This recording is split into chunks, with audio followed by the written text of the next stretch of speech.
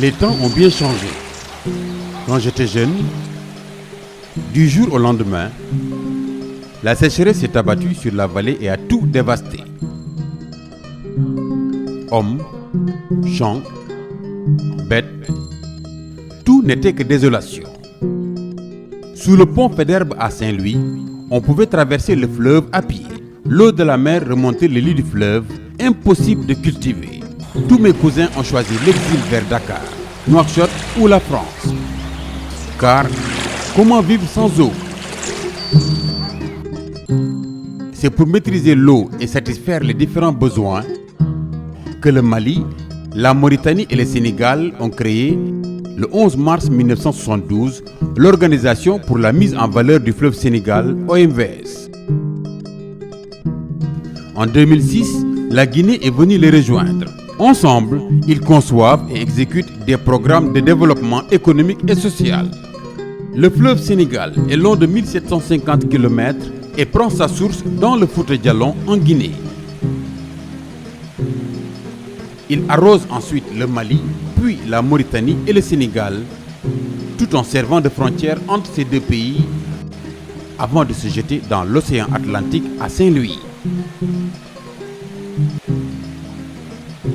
Le fleuve se forme en fait à Bafoulabé au Mali par la confluence de deux grandes rivières qui descendent du massif du Fouta Djallon, le Bafing et le Bakoye. Il reçoit plus loin, sur sa rive gauche, la Falémé qui est son principal affluent. Le bassin du fleuve Sénégal est le territoire sur lequel l'eau des pluies finit par rejoindre le fleuve. Il est peuplé de 3 500 000 habitants et sa superficie est d'environ 337 000 km². L'eau coule toujours de l'amont vers l'aval. Tout ce qui se passe en amont a une influence sur l'aval. Par exemple, si quelqu'un prend de l'eau en Guinée ou au Mali, c'est autant d'eau qui n'arrivera pas en Mauritanie ou au Sénégal. Si quelqu'un jette un produit chimique dans l'eau en amont, c'est la personne qui se situe en aval qui sera malade en buvant l'eau polluée. C'est pourquoi il est essentiel que tous les pays riverains gèrent ensemble le fleuve et son bassin. Le premier objectif de cette gestion commune du fleuve est la maîtrise de l'eau. Ainsi, l'OMVS construit des barrages pour réguler le débit du fleuve et stocker de l'eau pour tous les usages. Sur le fleuve Sénégal, il y a actuellement 3 barrages en fonctionnement. Les barrages de Manantali et de Fellou situés au Mali, dans la région de Kaye. Celui de Diama, situé entre la Mauritanie et le Sénégal. Un 4e barrage est en construction à Gouina. Ils sont tous une propriété commune des États membres de l'OMVS et leur appartiennent à égalité. Aujourd'hui, grâce à ces barrages, l'eau douce est disponible toute l'année, ce qui permet de réaliser de nombreuses activités. L'irrigation se développe. Plus de 200 000 hectares sont aménagés pour l'agriculture irriguée, dont 130 000 hectares environ sont actuellement exploités. Les principales cultures sont le riz, la canne à sucre, la patate douce, la tomate, l'oignon, l'arachide, le maïs, la pastèque et le melon. Ainsi, l'OMVS participe à la sécurité alimentaire des pays membres dont 80% des habitants vivent de l'agriculture. À partir de l'eau du fleuve, les barrages de Manantali et Fellou produisent de l'hydroélectricité. C'est une énergie non polluante et bon marché que l'OMVS vend aux sociétés nationales d'électricité. La production est acheminée vers les principales villes des États membres grâce à un réseau de transport d'énergie long de 1700 km.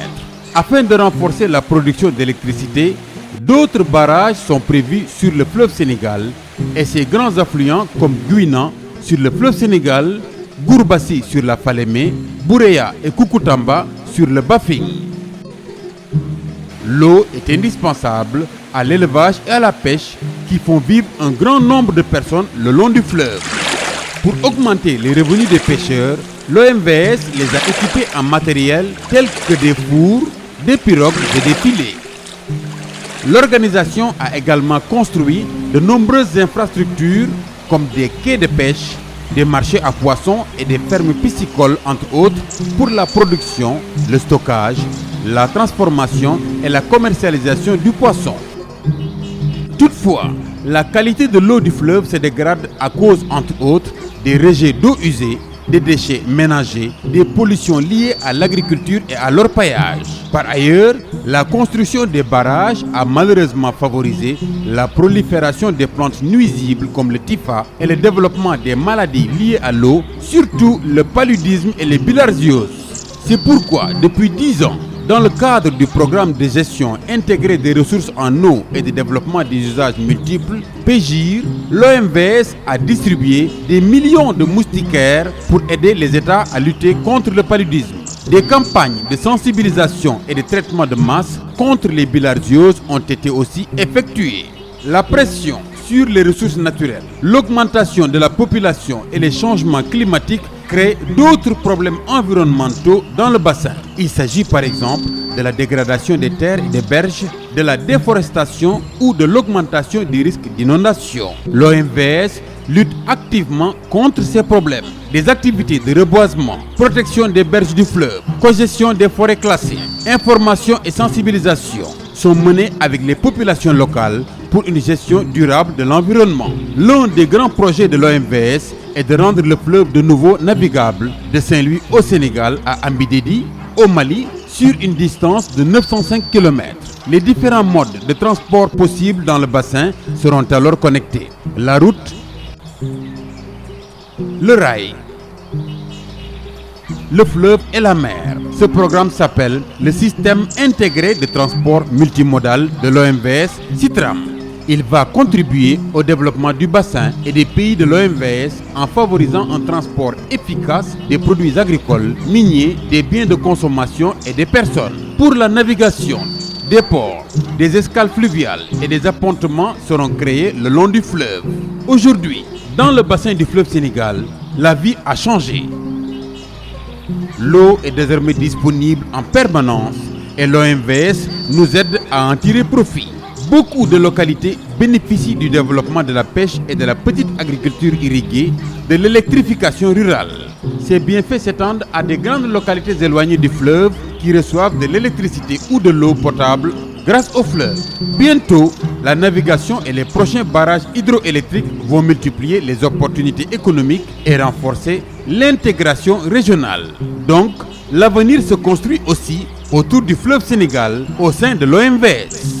C'est une belle réussite des peuples frères de la Guinée, du Mali, de la Mauritanie et du Sénégal que beaucoup nous envient. Le fleuve Sénégal, un bien commun à préserver.